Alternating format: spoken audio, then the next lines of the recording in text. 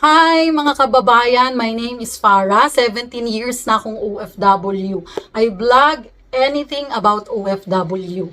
And today, we're diving to 5 biggest mistakes of OFW that could possibly ruin your pera, your savings, your family, and your future. If you're serious about your future, watch this video till the end dahil meron akong tips sa dulo that could literally save your life savings. Mistake number 1. No clear financial plan. Number 1 ito sa mga OFW. Walang plano sa pera. Marami sa atin, padala lang ng padala, pero walang savings. Walang investment. Walang direksyon. Then after 5, 10, even 15 years abroad, uuwi kang walang naipon. So, paano nyo susolusyonan tong number 1 mistakes ng mga OFW?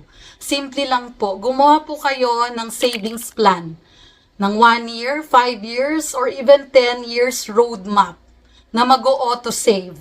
Usually po, yung mga bangko, kung saan pumapasok yung sweldo nyo, meron pong auto-savings dyan. So, ibig sabihin, every month, kung anong date nyo ilalagay, mag-auto save siya ng $100 or $200, depende kung magkano yung in-auto-save nyo, $50 ba or $20.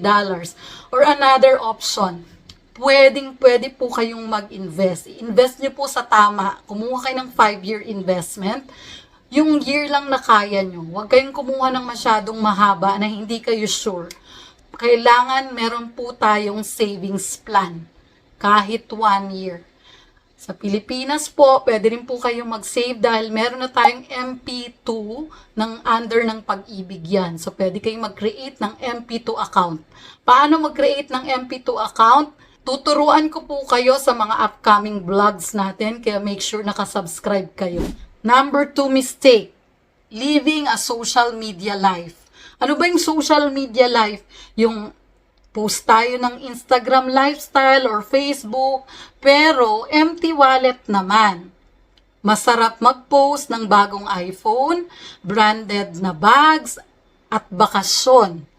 Pero kung utang ang pinangbili mo, ikaw din ang talo. So ano po yung tip natin dito sa mistake number 2? Iwasan po natin yung validation sa social media. Yung validation through likes. Kasi hindi po siya worth it kung magkakaroon kayo ng financial stress. Unless na lang po kung vlogger kayo or social media influencer, it's a different thing, okay? Pero kung normal lang kayong OFW, hindi naman kayo influencer, iwasan nyo po yung pagbabalidate sa social media, no? Okay lang pong bumili kung magpapasaya sa inyo, magdi-distress. Okay lang din pong magbakasyon. Wala pong masama dyan. Nagiging masama lang po yan kung nagkakautang-utang kayo or nagkaka-zero balance kayo sa bank account nyo at wala kayong savings. So, may mali po dyan. Yan po ay iwasan nyo ang mistake number 2. Mistake number 3, supporting everyone without boundaries. Ito ang silent killer. You support everyone except yourself. From parents to kapatid, pamangkin, inaanak, kaibigan, lahat umasa na sa'yo. Pero kailan mo aalagaan ang sarili mo? Remember, you cannot pour on an empty cup. Ang tip po natin dito, importante pong mag-set ng boundaries. You can help but do not enable. Mistake number 4. Not learning or growing skills. Stuck ka sa parehong trabaho for years. Walang dagdag kaalaman. Walang skills upgrade. The world is changing fast. If you are not growing, you're falling behind. Tip, learn online. Pwede naman yon. Upgrade skills, plan your exit strategy. Mistake number 5, not preparing for life after OFW. Ito yung last mistake ng karamihang OFW, walang exit plan. Akala natin habang buhay ang abroad. Pero isang health issue, isang job loss, isang war, tapos lahat. Tip, invest in a business. Kahit nasa abroad ka pa, kung kaya mong simulan mo nang mag-business. Invest on housing or skills that generate income sa Pilipinas. As promised, here's your bonus tip. Document your OFW journey. Mag-vlog ka.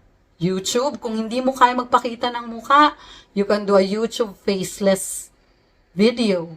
Or mag-vlog ka, magsulat ka ng journal. Your story has power. It can inspire someone and it can open opportunities for you or maybe earn a passive income like I do. Kabayan, huwag mong sayangin yung sakripisyo mo. Kung tinamaan ka, dito sa 5 mistakes, kung OFW ka at tinamaan ka sa mga 5 mistakes, kahit isa lang, it's not too late to change. May panahon pa para baguhin mo yung plano mo, baguhin mo yung atak mo sa buhay bilang OFW. Awareness is power. Now na aware ka na, you have the power to change that. So please, share this video to our fellow OFWs at sa ating kababayan na nagpaplanong mag-work abroad. And I'll see you again next time. Don't forget to like, subscribe, and share this video. Bye!